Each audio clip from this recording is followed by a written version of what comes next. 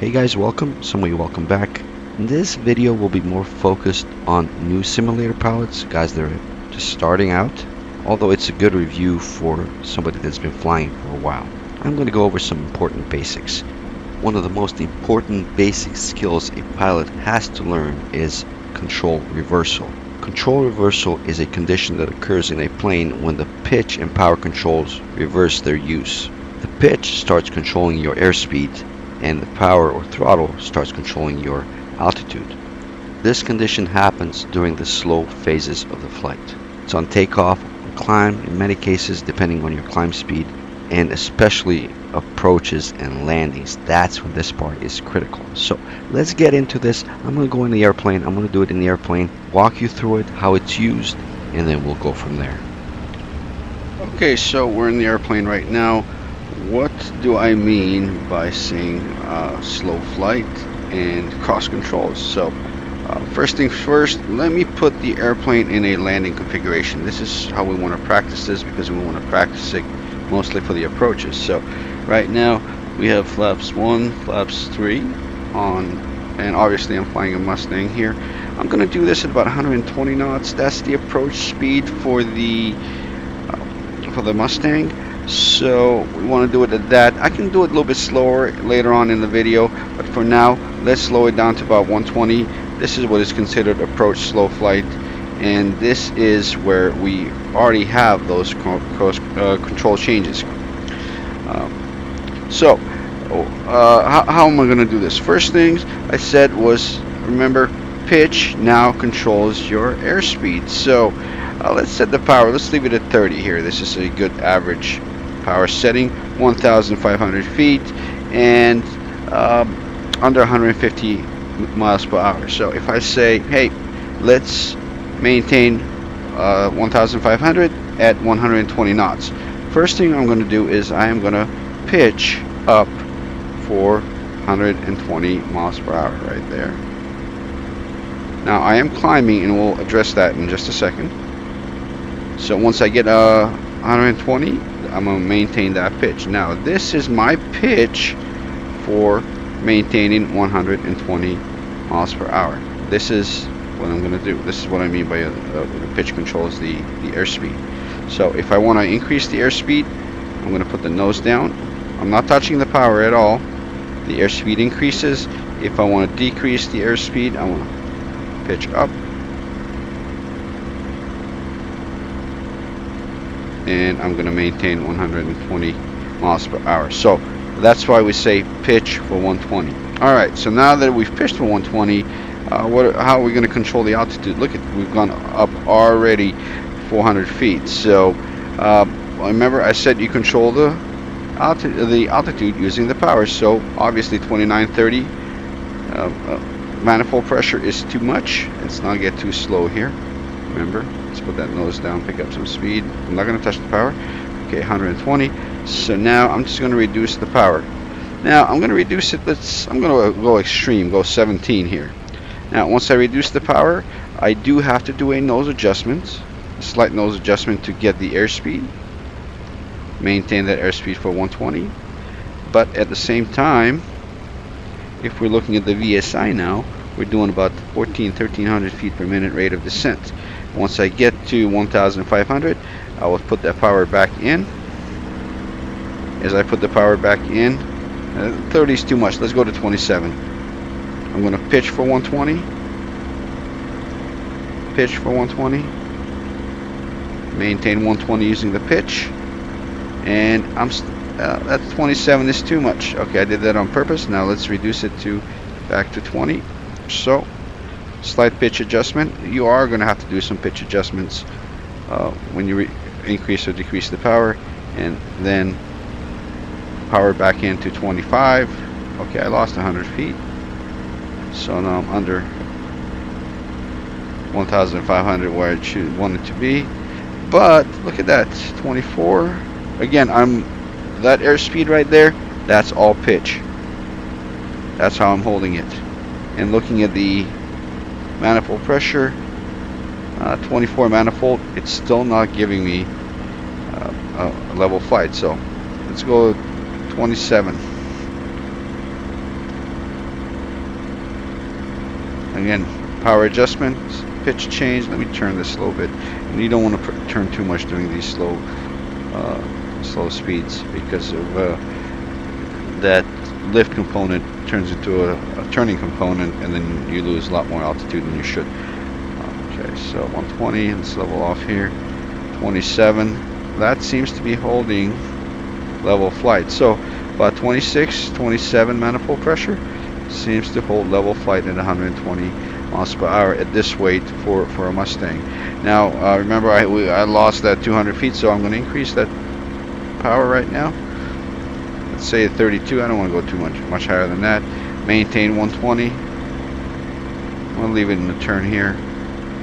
Again, when I maintain 120, means use the pitch to maintain 120. Okay, here it is. 1,500 feet, and power down to, what was it, 27?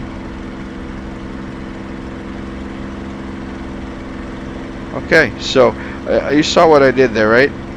My airspeed never changed. I just controlled my altitude using my power settings, right? And 26 miles, 25, 26, excuse me, 26, 27 manifold pressure, which is inches of mercury actually, seems to be maintaining this level flight at 1,500 for this Mustang. Now, okay, that's all nice and good. This is what we call slow flight. This is what you practice, and this is what you actually need to do on the approaches, and I'll show you exactly what I mean by that. So right now, 120 miles per hour, I'm pitching for that, and in this setting the airplane will basically fly as long as it has fuels, level flight 1,500. I don't even have to change it. Slight changes. If I turn, we are going to lose altitude here. Watch. It takes a little bit of time, but see that the VSI went down, and the reason it went down is because that lift component now is also part of the turning component. So you need every part of that lift component to maintain that level flight, but when you're turning, you don't. You're splitting it. So that's why when you're turning, you want to add slightly more power, not too much, just slightly more, and that will maintain your level flight in slow flight turns. Okay, now we get the idea. You know the idea how this all works. Let me slow it down. I'm going to do it at 100 miles per hour, because a lot of pilots are looking at this saying, no, we do slow flight, we practice it at a lot slower speeds. And that is true. The slow flight is practiced just above stall speed. I believe stall speed in this Mustang is about 90 or so.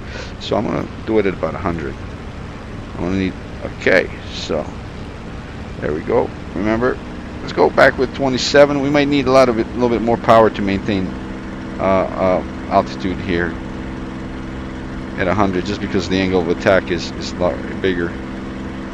But seems about right. Seems about the same. I don't know. That just may be a DCS thing, but in reality, if you got a bigger angle of attack, you are going to create more drag.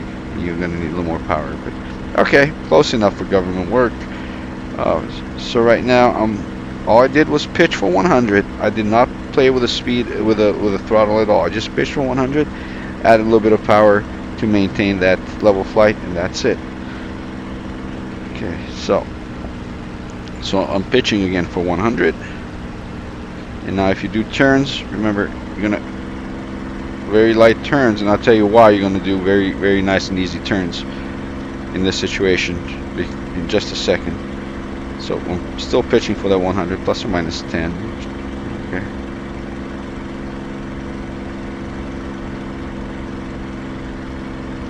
And in a lot of cases, you want to use rudder to roll the airplane here. You don't want to do minor ailerons, just because ailerons can give you a stall at this point. Okay, so why am I doing these light, gentle turns? Because when the plane banks, it will stall at a higher speed. Let me show you what I mean. Technically, the angle of attack changes on the wings, and that's why the airplane stalls, but that translates to higher speed. So let's get it to 100 where it was, maybe 90. And I'm flying. and I turn.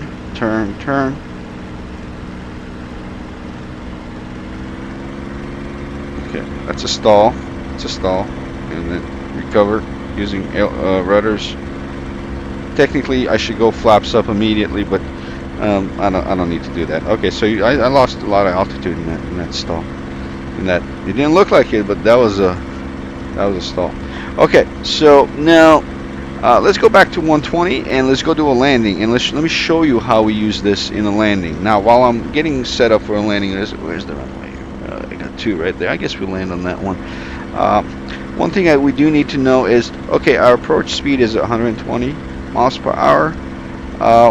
26 maintains it about level, but what gives us the approach VSI approach glide slope, which is about 110, 120 miles per hour? That's times 2, about 650, 700 Feet per minute rate of descent.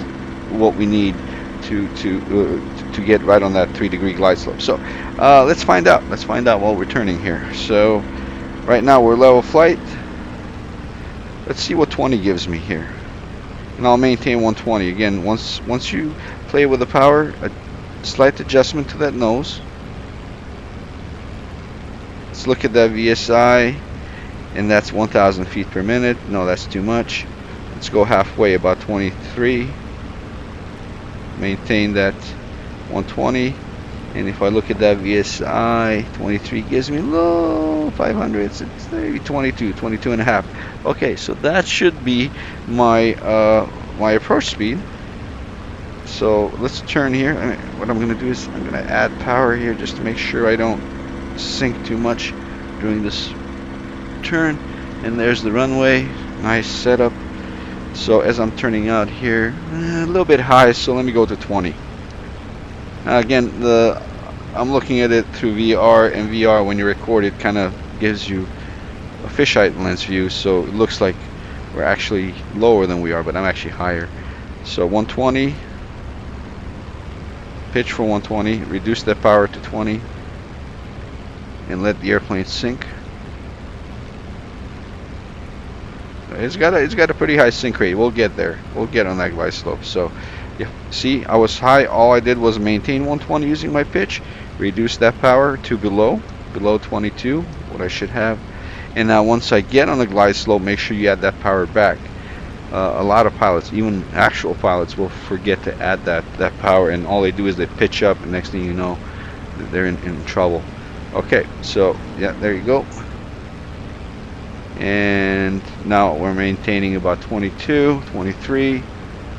It's hard to see with this big nose. Reduce the power slowly here.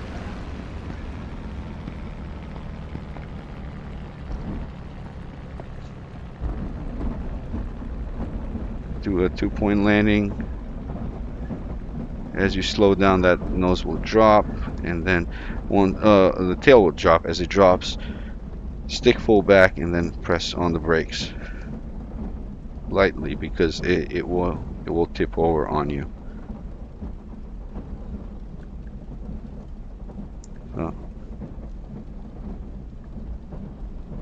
The slower you get, the less brakes you need, because the easier it will tip over.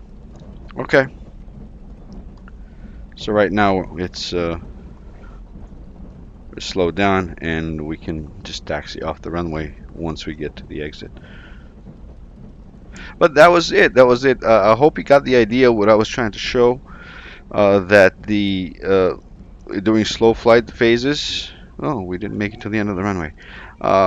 During slow flight phases, your pitch controls your airspeed, and your power or thrust controls your altitude or altitude loss. And you saw that on final. I was high initially, went down to 20, maintained that airspeed. I did not put that nose down. I maintained that airspeed, reduced the power, and then once the nose was once I was back on the glide slope, I added that power back in and just made it back to the landing. So basically, it doesn't matter what airplane you're flying. That is how you handle it.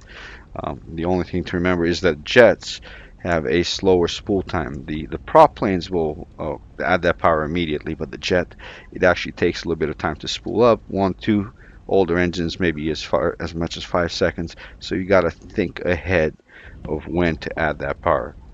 So anyway, guys, that was it. I hope you liked the video. Take care, and I'll see you guys soon.